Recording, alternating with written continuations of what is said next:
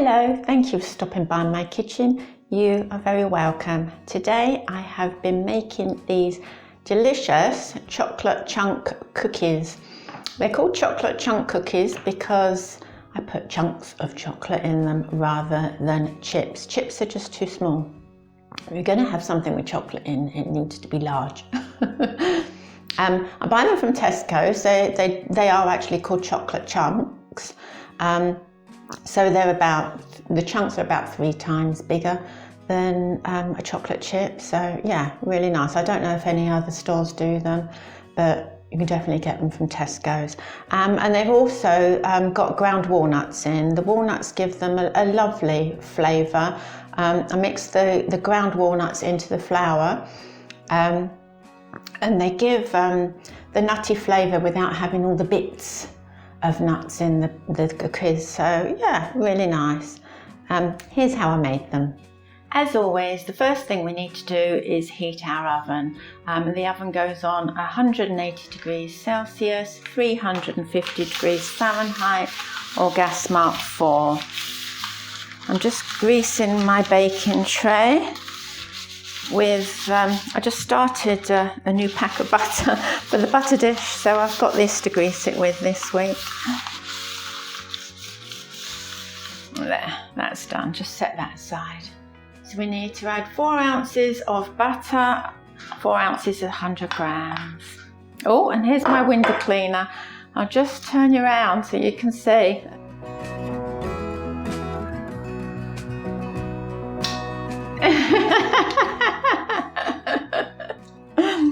Yeah, so if there's any noise, you know what it is, he's up the ladder. So we've just put in 4 ounces, 100 grams of butter. And to this, I'm going to add 3 ounces or 75 grams of soft light brown sugar. We just need to cream all that together. You don't even need a mixer for this recipe. It's basically just mixing everything together. But give it a good mix.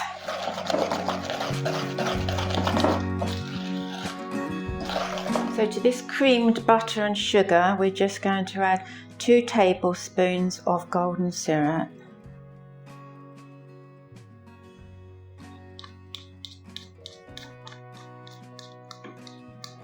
My kitchen window is being cleaned as we speak, and just mix all that in.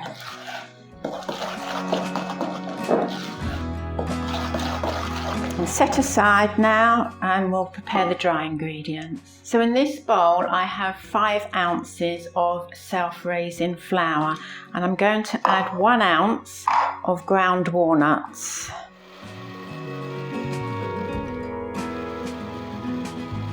You don't have to add the nuts, but if you miss the nuts out, you will need 6 ounces of self-raising flour instead of 5. We'll just grind the rest.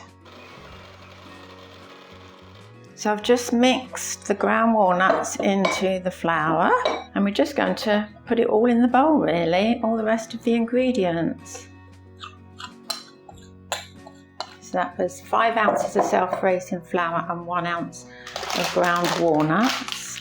I have 2 100-gram packets of chocolate chunks. You can never put too much chocolate in chocolate chip cookies, and we just pop those in.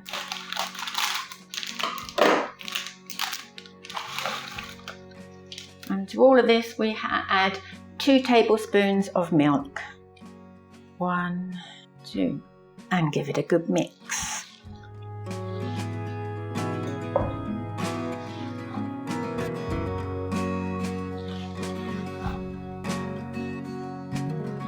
I'm just going to get my spatula out and scrape my spoon off to make sure I've got no flour left on it that's not incorporated. There.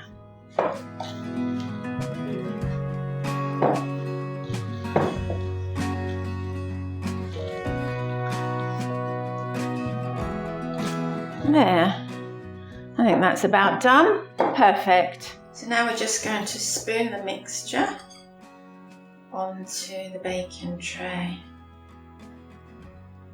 Makes approximately 18, but we'll see. I won't get them all on this tray first time. I'll have to make another tray. They will spread. They will flatten out and go to about there. So they do need to be spread out on the baking tray. Don't put them too close. So I suppose this is about large walnut pieces I'm putting on here. A little bit more on that one to make sure they're all even. Okay, so they go in the oven for 8 to 10 minutes. My cookies have had 10 minutes. Let's just have a look to see if they're done. So I'll just touch one of these so you can see. If you try and scoop them off, they're very, very, what's the word, unsolid. I don't know what word to use, but they won't scoop off straight away. They'll need to be left for about 2 or 3 minutes to get more solid before you can scrape them off. So my cookies have had about 2 minutes and they are coming off whole now. It is a matter of getting the timing right, because if they get too solid, they won't come off either. But if your cookies are breaking apart, they need more time to solidify. That was the word I was looking for. So what we need to do now is re-butter the pan and just put some more cookies on. Of course, I suppose you can put 2 baking sheets in the oven if you have 2 baking sheets, but I don't have 2 baking sheets, not 2 good ones anyway. So my other baking sheet they would stick on, so I have to do them in 2 batches. So then we might get 3 batches out of this mixture. As always, I like to get them even, so I'm going to put a little bit more on that one, I think. That one up there. The trouble is, as I try and get them even, I add a little bit to the mould. I'm going to leave it like that and just put them in the oven. So they'll go in for, probably what I find is, the second lot go in for less time, so I'm going to put those on for 9 minutes because I don't want them to burn, because your oven's going to be hotter this time round. And as my second batch of cooking, this raw cookie dough is the best. Really delicious. You're the cook, you deserve it. Have some. So my second batch of cookies have had 9 minutes. And as I thought, they are done. And don't forget to leave these for 2 or 3 minutes before taking off the baking tray. Okay, these have been left for about 3 minutes and they're just solid enough to come off.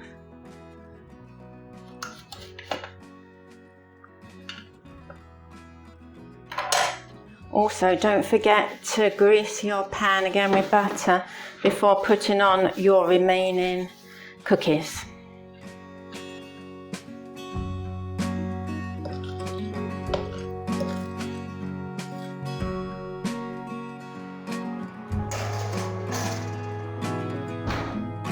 If you've enjoyed this video, don't forget to give me the thumbs up and subscribe. If you would like more recipes like this, I upload every Wednesday at 2 p.m. UK time.